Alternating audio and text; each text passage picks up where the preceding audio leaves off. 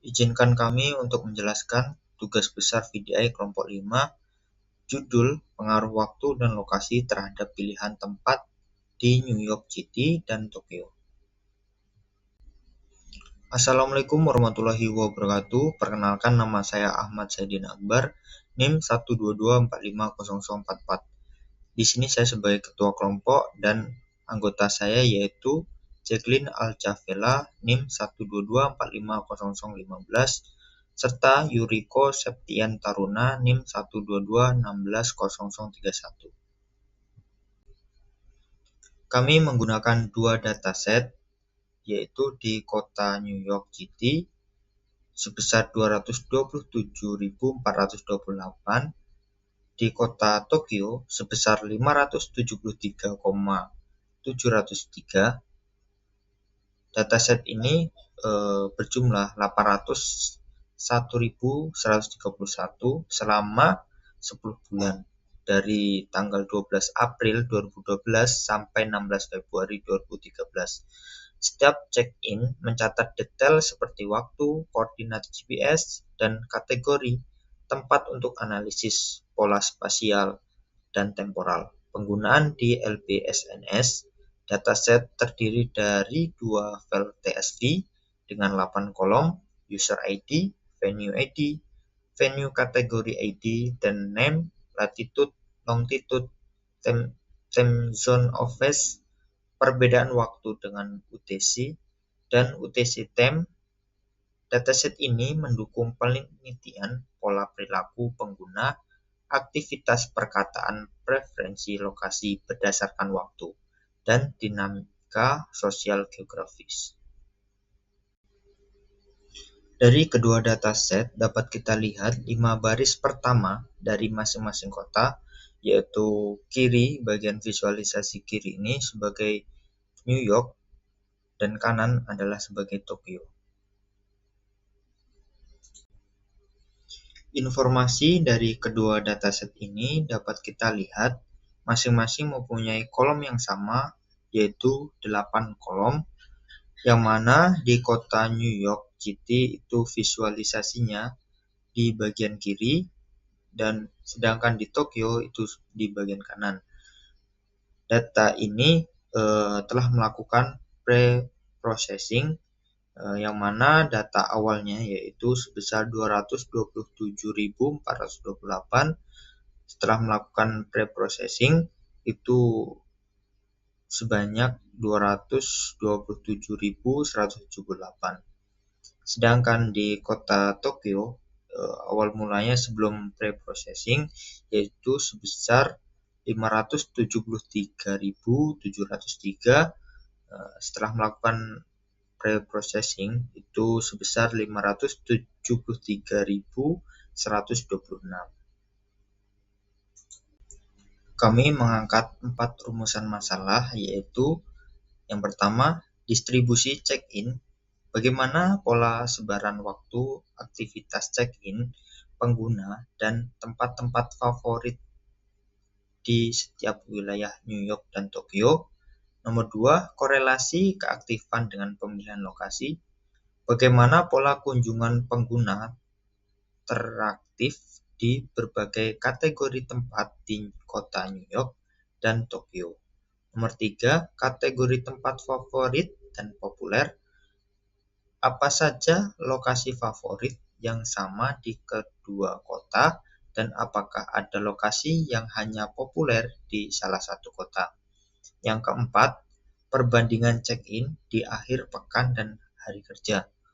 Apakah kebiasaan check-in berbeda saat hari kerja dan akhir pekan di kota New York dan Tokyo? Ide cerita yang kami buat melalui analisis data check-in pengguna, kita dapat memahami interaksi sosial dan gaya hidup unik di New York dan Tokyo. Dataset Foursquare yang telah di-processing mencakup 227.178 entry di New York dan 573.126 entry di Tokyo dari April 2012 hingga Februari 2013. memberikan wawasan tentang pola penggunaan pengguna berdasarkan lokasi dan waktu. Analisis ini memungkinkan kita memetakan aktivitas check-in, mengidentifikasi tempat-tempat favorit. Kita juga bisa memahami korelasi antara tingkat keaktifan pengguna dengan variasi lokasi yang dikunjungi, dan melihat perbedaan kebiasaan check-in antara hari kerja dan akhir pekan. Baik, pertanyaan pertama. Bagaimana pola sebaran waktu aktivitas check-in pengguna dan tempat-tempat favorit di setiap wilayah di New York City dan Tokyo? Berdasarkan heatmap untuk New York City, kita melihat bahwa preferensi tempat pengguna sangat bergantung pada waktu. Di waktu fajar, bar adalah tempat yang paling populer, disusul dengan home, kantor, dan subway. Di siang hari, kantor, pusat kebugaran, dan subway adalah tempat paling aktif. Saat petang, bar dan rumah kembali menjadi tempat yang nyaman kembali untuk dikunjungi. Heatmap untuk Tokyo menunjukkan bahwa distribusi check-in pengguna sangat dipengaruhi oleh jenis tempat. Pada waktu fajar, stasiun kereta, subway, dan restoran ramen adalah tempat tersibuk. Di siang hari, convenience store dan restoran ramen kembali ramai. Dan pada sore hari, subway kembali menjadi tempat ramai yang dikunjungi, menunjukkan mobilitas tinggi setelah bekerja. Lanjut ke pertanyaan kedua, bagaimana pola kunjungan pengguna teraktif di berbagai kategori tempat di kota New York City dan Tokyo?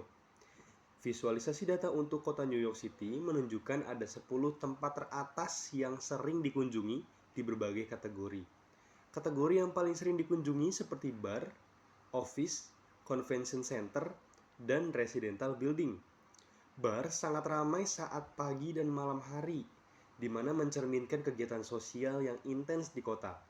Di siang hari, kantor menunjukkan tempat yang paling ramai dikunjungi pada saat jam kerja, dan beberapa tempat ramai dikunjungi karena memang ada kegiatan khusus untuk dikerjakan. Sedangkan data untuk Tokyo mengungkapkan pola preferensi pengguna terhadap berbagai tempat seperti train station, government building, arcade, dan food and drink shop. Tempat seperti stasiun kereta digunakan untuk mobilisasi pekerja di pagi dan sore hari. Gedung pemerintahan digunakan untuk tempat administratif, dan tempat-tempat hiburan seperti arcade dan restoran yang ramai dikunjungi untuk mencari hiburan. Di pertanyaan ketiga, apa saja lokasi favorit yang sama di kedua kota dan apakah ada lokasi yang hanya populer di salah satu kota? Meskipun jumlah pengguna berbeda jauh, tempat seperti subway, bar, dan kantor adalah tempat yang banyak dikunjungi di kedua kota. Dan adapun tempat yang populer di salah satu kota, seperti Greek Restaurant, Tato Parlor, Molecular Gastronomy Restaurant, dan Filipino Restaurant yang ada hanya di New York City. Tempat yang ditawarkan New York City jauh lebih variatif karena adanya perbedaan budaya antar kedua kota tersebut. Oke, selanjutnya pertanyaan analisis terakhir atau yang keempat. Yang pertanyaannya adalah, apakah terdapat perbedaan kebiasaan check-in pada hari kerja dan akhir pekan di kedua kota antara New York City dan Tokyo? Nah, untuk menjawab pertanyaan tersebut, kita dapat mengolah dataset yang dimiliki dengan mengkonversi data check-in menjadi format data time dan dikelompokkan berdasarkan masing-masing hari dalam kurun waktu 1 minggu. Nah, hasil analisis menunjukkan bahwa pada hari kerja pengguna yang check-in ke suatu tempat lebih tinggi dibandingkan saat hari libur, di mana data check-in pada hari kerja di kota New York sebanyak 160.000 kali, sedangkan pada hari libur sebanyak 66.000 kali. Dan data check-in pada hari kerja di kota Tokyo sebanyak 390.000 kali, sedangkan pada hari libur sebanyak 1.803.000 kali. Hal ini menyebabkan perbedaan aktivitas produktif yang mempengaruhi ramainya pengguna mengunjungi suatu tempat, yang dimana hal tersebut terjadi di kedua lokasi, baik itu di New York City maupun di Tokyo.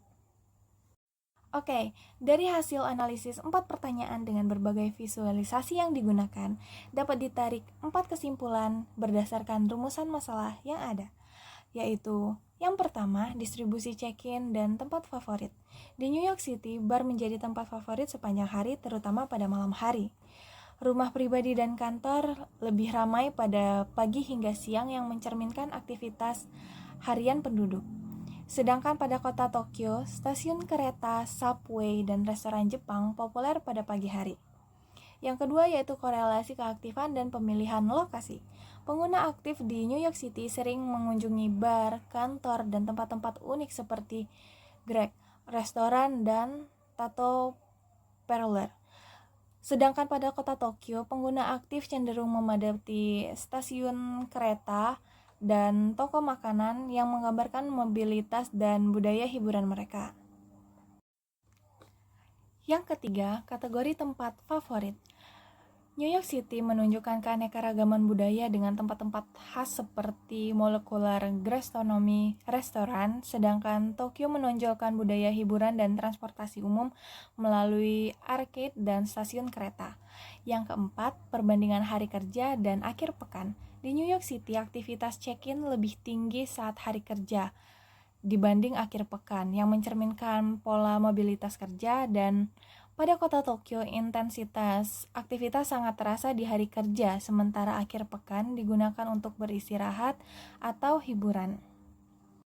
Nah, itu tadi adalah pembahasan mengenai beberapa pertanyaan analisis menggunakan visualisasi untuk data check-in di kota New York dan kota Tokyo dalam kurun waktu 10 bulan. Dari visualisasi data yang dimiliki, kita bisa menarik beberapa kesimpulan dengan lebih mudah, karena visualisasi membuat para pembaca lebih mudah dalam memahami konteks data yang disajikan.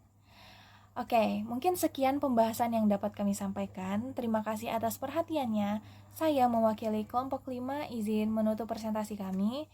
Saya akhiri, wassalamualaikum warahmatullahi wabarakatuh.